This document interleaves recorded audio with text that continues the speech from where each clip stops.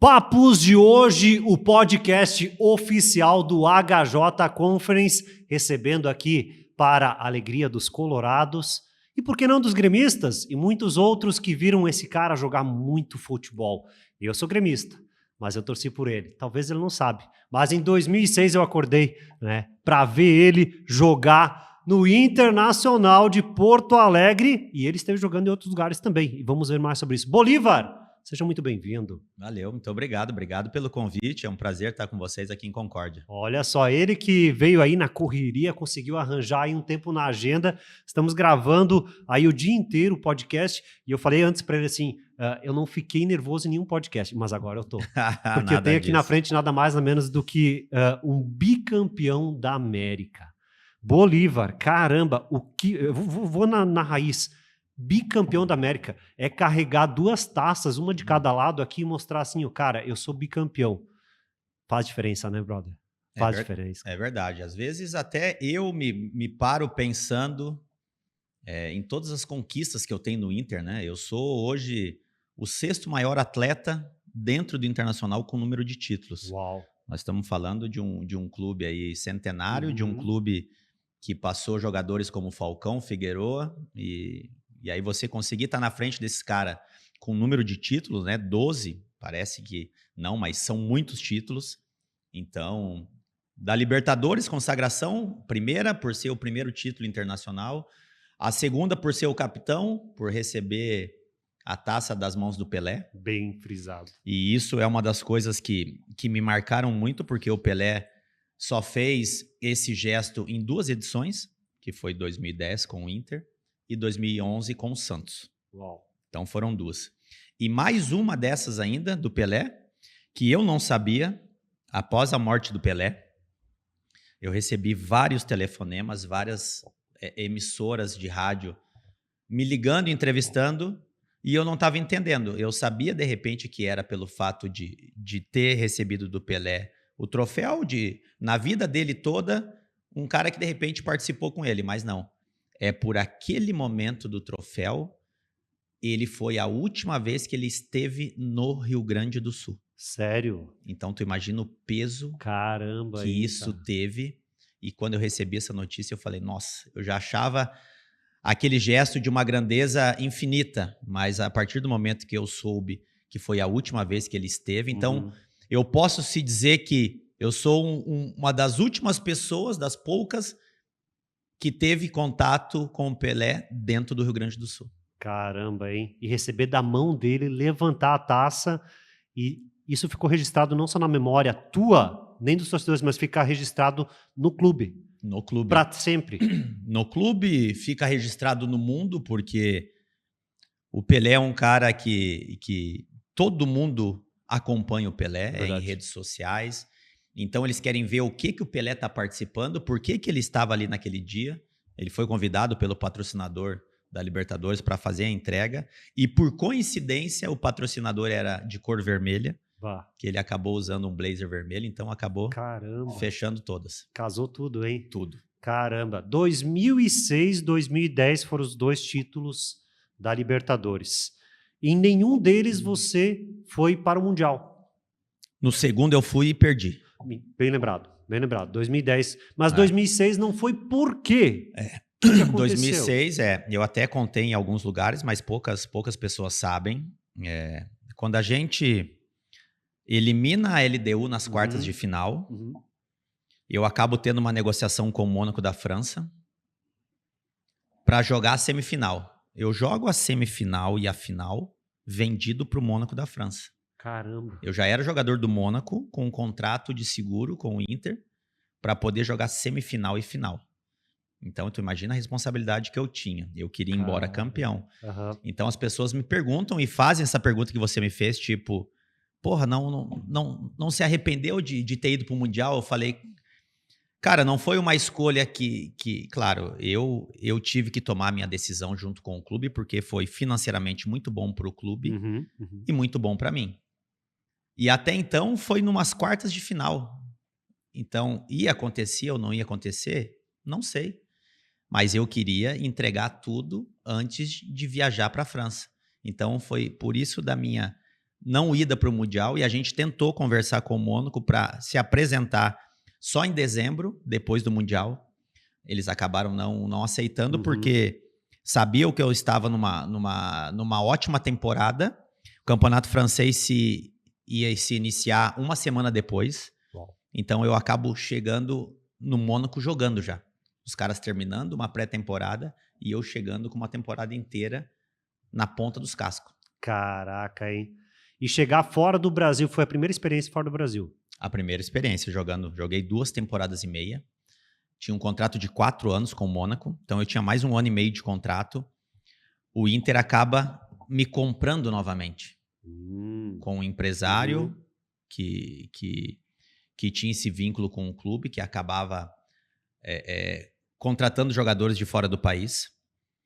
E é muito engraçada a história, porque eu tô de férias no meu 2º ano, e atrás do antigo Beira-Rio, onde é o centro de treinamento do Inter hoje, era uma churrascaria que se chamava Montana Grill. E nessa churrascaria eu tô com a minha família almoçando, e logo umas 3 mesas para trás está o Tite, que era o treinador na ocasião, havia sido contratado, e toda a cúpula da direção do Inter. Uau. E quando eu me levantei para ir cumprimentar eles, o Tite me fez a pergunta: Bolívar, tá aqui, ó, todos os nomes e tá faltando uma peça, e essa peça é você. E aí? Aí eu olhei para ele e falei: nossa, Tite, eu tô muito bem lá, tô me sentindo muito bem, a adaptação já foi imediata, então, cara, o meu objetivo é de voltar. Falei para ele: meu objetivo é de voltar. Ver o que o Inter pode fazer e a gente volta a conversar. E aí, nisso, passou uma semana, me apresentei no Mônaco, e o clube me avisou que o Inter queria fazer a compra novamente. Uau. Por isso que eu acabei retornando. E o coração bateu a 1000? A 1000. A 1000 porque eu saio de uma conquista de Libertadores, vou pro Mônaco, passo 2 anos jogando e brigando por vaga de Liga dos Campeões, mas não tinha ganho nenhum título. Bah. Então eu já saio com aquela vontade de querer ganhar mais, e o homem lá em cima sabe todos os caminhos. Eu acho que eu acabei tomando a decisão correta, porque eu volto, eu sou campeão da Sul-Americana logo em seguida, eu sou vice-campeão brasileiro em 2009 e o capitão de 2010 da Libertadores. Caramba, hein? Capita de um dos grandes momentos que depois, né, no Mundial, né, teve todo aquele away, e os gremistas gostam de zoar disso depois, né? Mas quando eu olho para, né, para todas essas conquistas, eu fico pensando, toda essa tua vivência com toda essa galera, esses boleiros do Brasil, fora, todos esses grandes aí que estavam, né, tanto nas conquistas como nos momentos difíceis, e fizeram que a tua carreira, né, prosperasse, subisse e tudo mais. Mas teve um momento que você estava no Botafogo. Botafogo, 2013 e 14. E teve um momento delicado do clube lá. Teve. O Botafogo eu defino como 2 momentos, né? O primeiro momento, 2013, um momento épico, um momento onde a gente é campeão carioca, com um super time liderado pelo Seedorf. O Jefferson era o nosso goleiro, era um goleiro de seleção. O Edilson era o lateral, que era o lateral do Grêmio. O Júlio César, que jogou no Flamengo, era o lateral esquerdo. Caramba. A gente tinha Renato, a gente tinha o Gabriel, que tá no Inter hoje. Que time, hein? Rafael Marques, Vitinho, Felipe Gabriel, era um timaço. E a gente termina aquele Campeonato Brasileiro de 2013 em 4º lugar. Uau. Coloca o Botafogo, depois de 17 anos, a disputa de uma Libertadores. Então, a gente imaginava que 2014 seria um ano tão qual foi 2013, com uma expectativa muito maior, por ter sido campeão carioca, por ter feito um grande campeonato brasileiro. E a gente acaba tendo a perda do Seedorf, que foi embora, do Vitinho, que foi vendido, do Oswaldo de Oliveira, que era o nosso comandante, acabou não ficando. Acabou ficando o interino do clube, o Eduardo Húngaro. E o clube paga o primeiro mês de salário e depois a gente acaba ficando 6 meses, 7 meses sem receber. Nada. Nada, zero. Direito de imagem, nada. Zero, nada. Caraca, velho. E como eu, o Edilson, o Júlio César e o Sheik eram os jogadores mais experientes, a gente acabou, por ter essa liderança, querendo falar sempre com o presidente e com os diretores para ver o que estava acontecendo, porque a gente ninguém, na verdade, do torcedor do Botafogo sabia dessa questão e a gente nunca tinha externado isso. A gente manteve uma postura e nunca externou. Uhum. E chegou um certo momento que ficou insustentável. A gente, cara, precisamos externar porque às vezes os resultados não aconteciam, o torcedor nos cobravam, chamavam de mercenário. A gente falou, cara, vamos dividir essa responsabilidade. E o estopim de tudo foi quando a gente entra no Maracanã, num clássico contra o Flamengo, com uma faixa dizendo, ó, estamos tantos meses de salários atrasados, estamos com fundo de garantia, com INSS todos atrasados. E naquela ocasião o presidente acabou mandando embora eu, o Edilson, o Júlio César e o Sheik. Logo depois daquele jogo? Logo depois, a gente teve uma reunião durante a semana, ele achou que a gente colocou o clube numa exposição que não precisava. Entendi. Mas a gente acabou ficando, acho que 1 mês e meio. O clube não estava na zona de rebaixamento, estava no meio de tabela. E com a perda daqueles líderes, que era a gente que comandava, acabou sendo rebaixado. Bah. Então, é uma das coisas que eu fico muito triste, porque eu sei que se a gente tivesse naquele momento, continuasse, o clube não cairia. Porque a gente era, na verdade, os pilares do clube. E a gente dava uma sustentação para os mais jovens, que era um time muito jovem em 2014. E aqueles jogadores mais jovens ficaram desprotegidos. Porque sabiam que tinham suporte nesses 4 jogadores. Então, isso foi uma das coisas que pesou muito. Chegou um momento que vocês também ajudaram a bancar em Também. algo? Também. Tirar do próprio bolso? Tirar do próprio bolso. A gente fazia os jogos recreativos, os famosos 2 toques, né, na vésperas dos jogos. E a gente apostava. Às vezes era eu e Sheik, era Edilson e Júlio César, com um time deles e eu com o meu. Quem perdesse pagava cesta básica para todos ali que estavam e para os funcionários. Caraca! A gente fazia vai dar tanto de cesta básica. A gente pagava aquilo ali. E a gente fazia isso, cara, porque era uma situação assim, insustentável, os jogadores querendo saber por que não estavam pagando a gente, e aí não tinham coragem de falar com o presidente, e a gente já por ter uma vivência e por ser caras mais estruturados, de ter passado em outros clubes já, a gente puxava essa linha de frente. Mas a gente acabou pagando um preço muito caro e não me arrependo.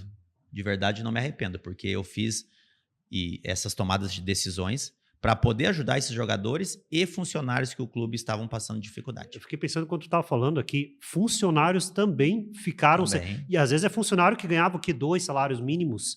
Tem uma família lá de 5 pessoas. Exatamente. Única rentabilidade, às vezes. Exatamente. E o coração falou mais alto nessa hora. Ah, sem dúvida. Até porque a gente, antes do profissional do futebol, a gente pensa no ser humano, né? Verdade. Na dificuldade, como você mesmo falou, de saber que o cara tem um filho, tem uma família, e o cara tá passando dificuldade. Porque ele precisa pagar as contas, e as contas elas não atrasam, elas chegam, e você precisa ter orientação para poder pagar, porque a gente sabe que fica muito difícil isso. Então, foi um momento bem delicado, por isso que eu falei, eu vivi 2 momentos no Botafogo. 2013 de glórias, no auge, onde eu fui um dos artilheiros do time, com 7 gols no Campeonato Carioca. Sendo zagueiro. Sendo zagueiro. E em 2014, que era uma expectativa maior por ter uma disputa de Libertadores, essa decepção toda aí de salários atrasados. Caramba, o que uma má gestão às vezes pode fazer, né? E eu não quero aqui entrar na premissa de quem, como e de onde, né? Mas infelizmente isso acontece em muitos clubes também. Voltando um pouco. General, filho de jogador do Grêmio. Como assim? Como é que tu foi me parar no Inter, índio velho? Exatamente. Mas como? Tu sabe que isso é uma das coisas que... Na verdade, meu início ele foi no Guarani de Venâncio Aires, né? Uma cidade a uns 90, 100 quilômetros de Porto Alegre. Eu sou natural de Santa Cruz do Sul e Venâncio Aires é a cidade próxima. E era uma cidade que tinha uma categoria de base muito forte.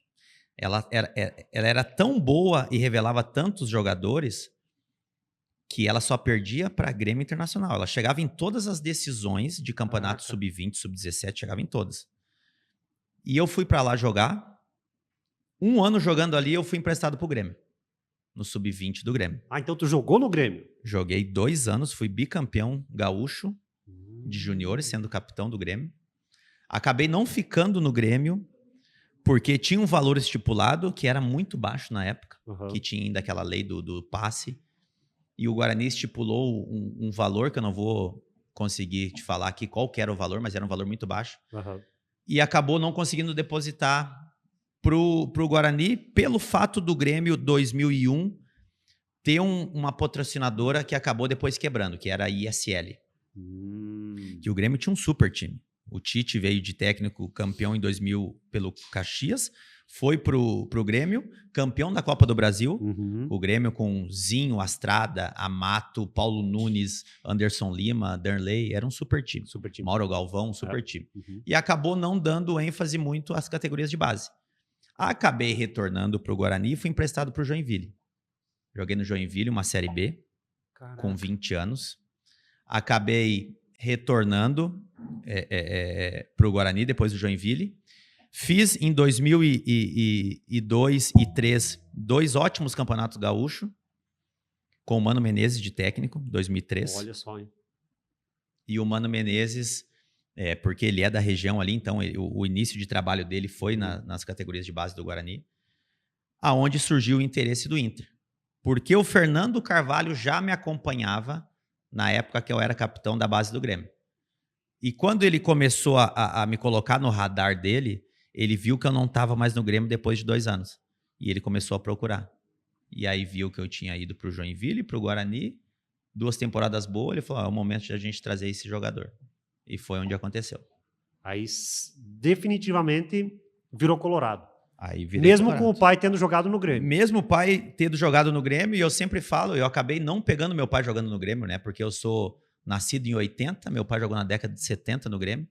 Então não teve uma presença próxima assim do meu pai. Eu consegui pegar o auge do meu pai na Internacional de Limeira, que foi a primeira equipe campeã paulista, em cima do Palmeiras, em 86. Eu já tinha 6 anos de idade. E ali eu já conseguia ir nos treinos, ir nos jogos, na concentração com meu pai. E dali começou a veia de gostar de futebol. Teu pai era zagueiro também? Meu pai começou muito parecido comigo. Meu pai começou como lateral esquerdo, meu pai é canhoto, e terminou como zagueiro.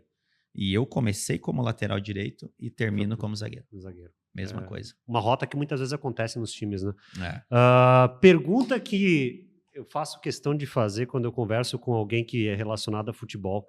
Se hoje, né, você tivesse o VAR, como seria?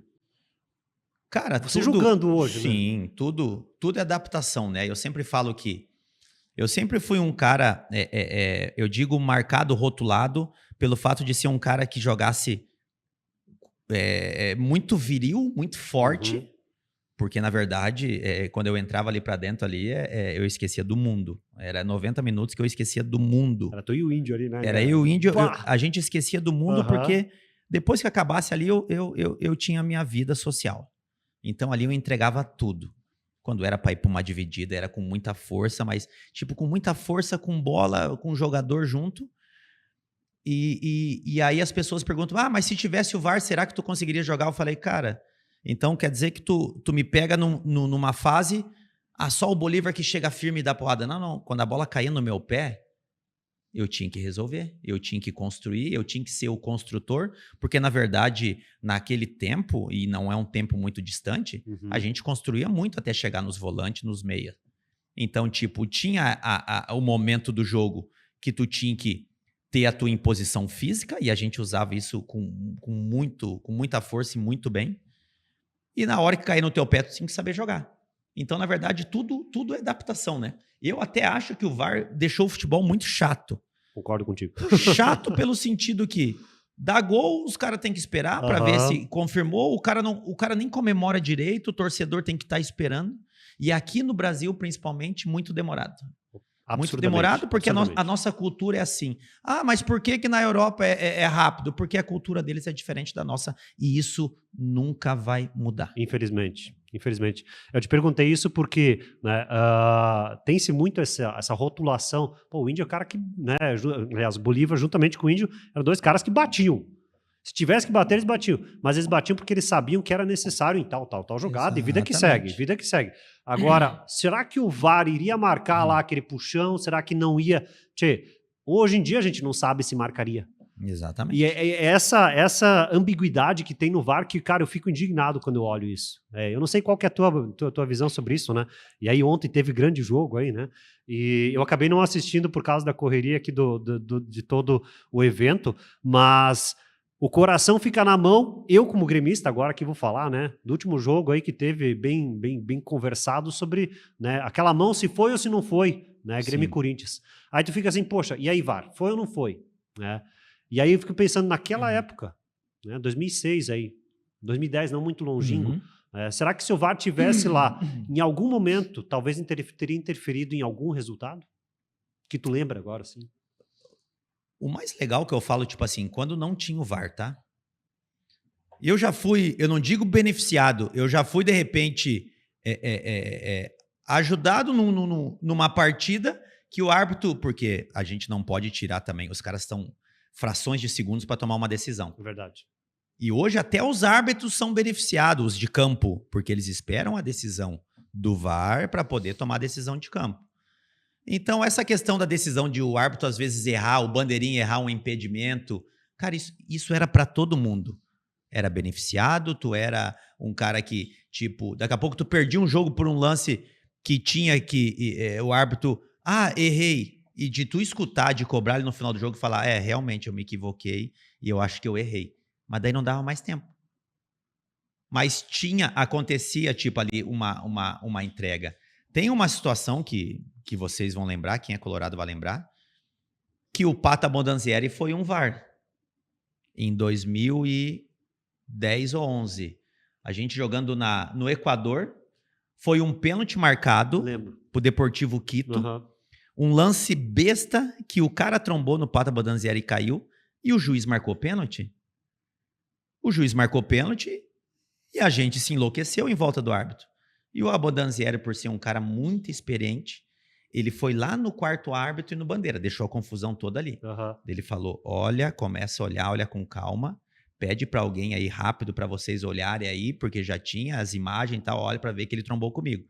Deu ali uns 5 minutinhos, ficou conversando, daqui a pouco o cara foi lá, avisou, voltou. O Pata Bondanzieri foi um dos caras que, o único, eu acho que fez um árbitro voltar numa decisão de um pênalti. E o VAR nem existia. E o VAR não existia. Então, por isso que são as questões que eu falo, tipo, o VAR veio, claro, a gente tá falando, para ser o mais justo e o mais correto, mas não tá sendo. Infelizmente. Não tá sendo. Não tá sendo. E eu aqui não tô falando por injustiça, né, em relação ao Grêmio, ao Inter, a isso e aquilo, mas né, tu bem pontua, essa demora que existe, né, em campo, que faz com que se perde muitas vezes até a alegria do futebol. A gente faz a leitura mais rápida em casa do que o VAR? E pode ser de qualquer time. De qualquer time. Qualquer lance que a gente for pode ver. Dizer assim, poxa, né, tá resolvido. E outra, impedimento. Pô, cara, como é que o cara vai dar impedimento de milímetros? Exatamente. Tem umas coisas assim que deixa a gente, né, eu agora, né, tu também como torcedor também agora olhando isso, né, mas a gente fica, né, com o pé atrás assim, poxa, pra que perder 3 minutos e 50 para resolver o impedimento que tá ali, ó. Aqui, ó. Até a questão hoje, mesmo que tá impedimento, eles deixam terminar o lance para levantar a bandeira. Isso é outra coisa que não precisava existir. Viu o impedimento, marcou? Eu tô falando que daqui a um tempo não vai ter mais bandeirinha. Não vai ter mais auxiliar. Pra quê, né? Não vai, porque daí o VAR vai marcar. Ele joga com um ponto e daqui a pouco ele escuta lá de cima, ó, impedimento. O árbitro vai marcar. Repita. Então ficou chato, nesses quesitos, sim, ficou muito chato o futebol. É verdade. Estávamos, antes aí, vocês estavam gravando aí o Frente a Frente com o General, e tu citou uma coisa que pra mim eu quero saber bem certinho, como é que funciona isso? Cerveja do teu nome? Tinha cerveja. General era. Sério? Era uma cervejaria que tinha em Caxias do Sul. A gente fez uma parceria por um tempo, acabou dando muito certo. Foi muito legal.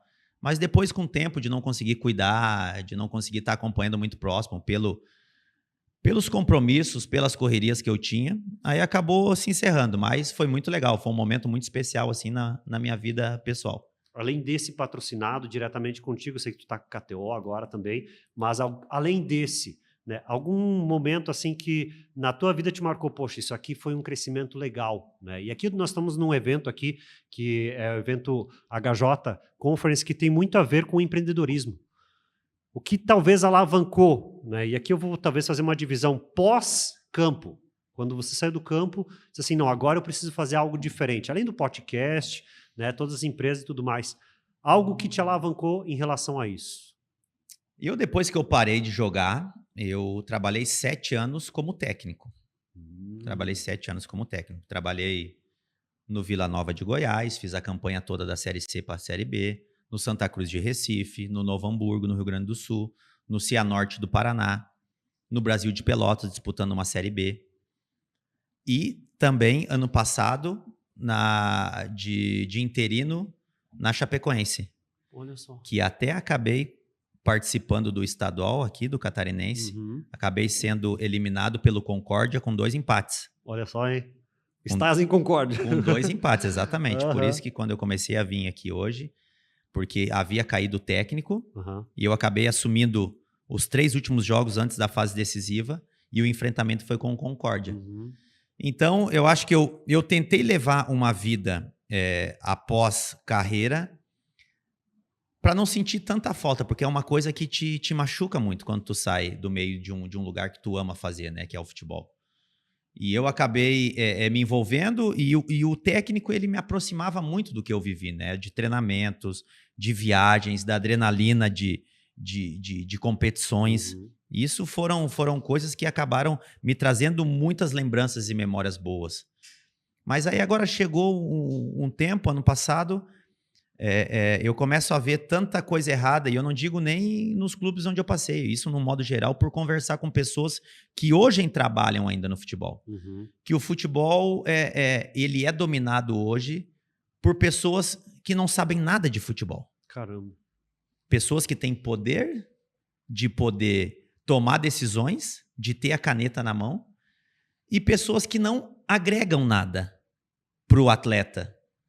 Entendi. E aí eu sempre tive uma história, então todos os clubes que eu passei, além do profissional que era o técnico, os jogadores com quem eu trabalhei, diretores, tinham admiração pelo Bolívar atleta. Legal. E a partir do momento que me conheceram como pessoa, como um profissional, a admiração ela acaba ficando maior ainda. Mas coisas que como eu te falei, que são em torno do futebol, que acabam sendo decisivas para tomadas de decisões de um clube, tem coisas que eu não compactuo. Então, por isso da minha decisão de não estar mais no meio do futebol. Faço, como fiz ontem, o comentário numa emissora do jogo do Internacional, da semifinal. E são coisas que me deixam feliz, porque são convites de grandes emissoras para mim poder participar como comentarista. Fazendo muitos eventos, já vim em Concórdia aqui fazer um evento particular meu, que eu contava várias histórias de bastidores, de conquistas, e viajo pelo Brasil todo fazendo isso. Porque é tão prazeroso quando você vai, como eu fui em Primavera do Leste, no Mato Grosso. Nossa.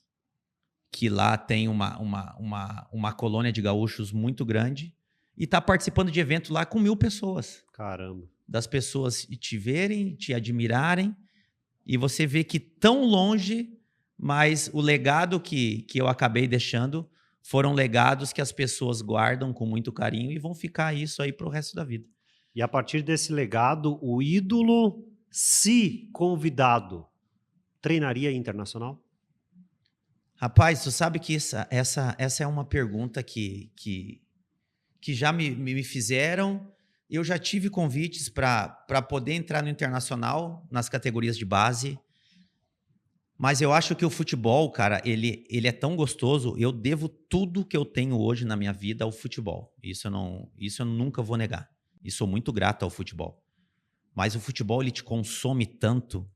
Ele te consome família, ele te consome tempo, ele te consome saúde, porque você acaba trabalhando numa profissão e num esporte que ele é a paixão do ser humano, da grande maioria. E eu cansei da questão de hoje ter as redes sociais para qualquer pessoa denigrir a tua imagem.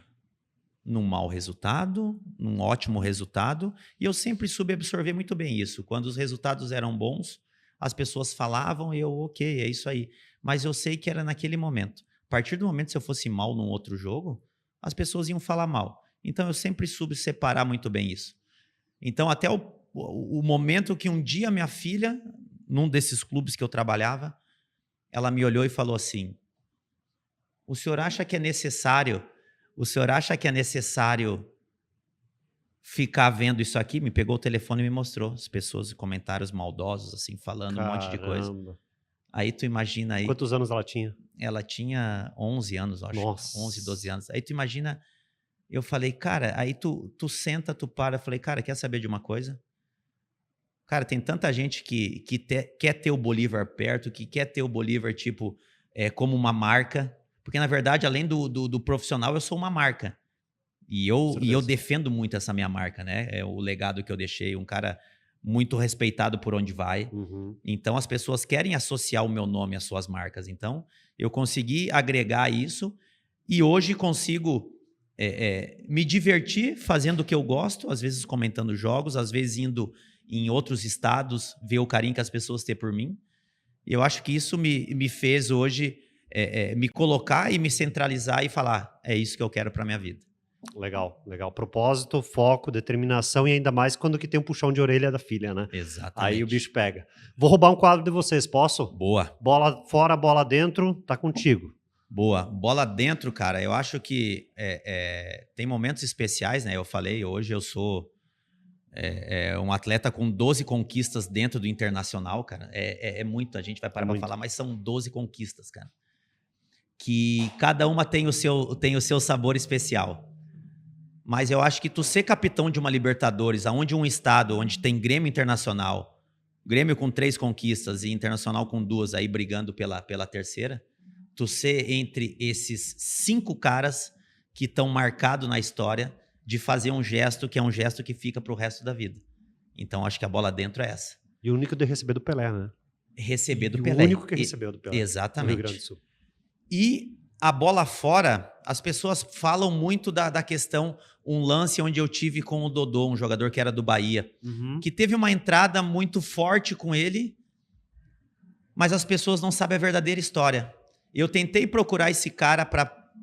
Eu nem digo pedir desculpa, porque eu não fui antes do jogo falar assim, ó, não, eu vou pegar aquele cara, eu vou dar uma porrada hoje. Uhum. Não, era um lance que aconteceu, ou eu faço aquilo ali, ou eu levava o gol. Então, eu preciso defender o meu. Não tinha escolha. E eu consegui o telefone dele para tentar ligar para ele, porque tinha alguns amigos em comum que trabalhavam no Corinthians na época, e ele era jogador do Corinthians, mas atuava no Bahia, para tentar falar com ele. E ele falou que não queria falar. E eu falei, beleza. Vida que segue. Vida que segue. Caramba, hein? Histórias que a gente poderia ficar aqui a noite inteira falando, mas infelizmente o nosso tempo já está estourando e eu quero agradecer mais uma vez, Bolívar, por tu teres, né, dedicado um tempo para nós, aí histórias que certamente marcam não somente o torcedor colorado, mas eu já falei e repito, né, é uma alegria para mim como gremista ter, né, a tia aqui nessa mesa conversando e mais uma vez que alegria ter você aqui em Concórdia. Volte mais vezes, eu sei que o consulado aqui do Inter é enorme, é forte pra caramba e a gente fica muito feliz e é claro que eu sei que tu tá na torcida, porque ontem deu 2-2, né? E agora, o próximo jogo pode ser um pulo pra final, né? Tá muito próximo, né? Eu acabei comentando o jogo e o Inter, ele teve uma mudança de chave dentro da competição, né? Eu acho que isso é umas coisas muito interessantes, eu acho, do Inter. Quem vê o Inter de uma fase eliminatória para um mata-mata é um Inter totalmente diferente, né? Também pelas peças que chegaram e acabaram encaixando muito bem. Então, a gente espera, né? Sabe que eu sempre defino o Fluminense como uma equipe onde você pode ganhar de 3-0 ou você pode levar 3-0. É uma equipe que o Fernando Diniz ontem mostrou porque ele é o técnico da seleção, porque ele faz um futebol para cima, vistoso, porque ele mesmo com um jogador a menos, 95% dos técnicos colocariam um jogador defensivo, recuava o time e só iam ficar defendendo. Ele fez ao contrário. Caramba. Ele surpreendeu o Inter, porque na verdade ele colocou o time mesmo com a menos para cima, foi coroado porque fez isso e conseguiu o empate. Então, foi um grande jogo. Tem tudo para ser no Beira-Rio, quarta-feira, um grande jogo. E eu vou aproveitar o teu espaço, a gente falando aqui de Internacional e Grêmio, eu tô com um novo projeto que ele tá saindo agora, que vai ser muito bacana. Spoiler, hein? Vai ser um projeto, eu tô falando isso pra ti aqui, não comentei com ninguém. Primeira mão, hein? Ele tá saindo quente, já tá muito próximo. Que vai se chamar Legends Grenal KTO. Uau. Esse vai ser um projeto onde a gente vai viajar o Brasil todo, com 5 ou 6 atletas. A gente vai fazer sempre futebol o suíço, que eles falam, de 7 ou de 6.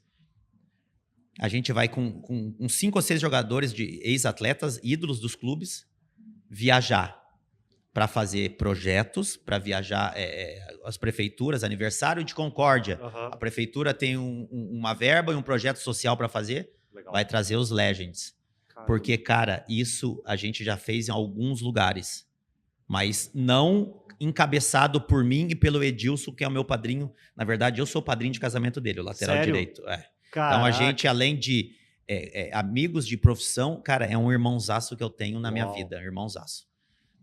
E aí, a gente está encabeçando isso e ele está quase saindo. Então, vai ser uma ideia, um projeto que, na verdade, já deu muito certo, porque quem não vai querer ter ídolos dos seus times, principalmente na região sul, com certeza, dentro da sua cidade. Então, vai ser um projeto bem bacana, que ele está saindo do forno agora e vai dar muito certo. De cunho social. De cunho social. Isso é muito bacana. Parabéns. Parabéns pela ideia, parabéns pela iniciativa.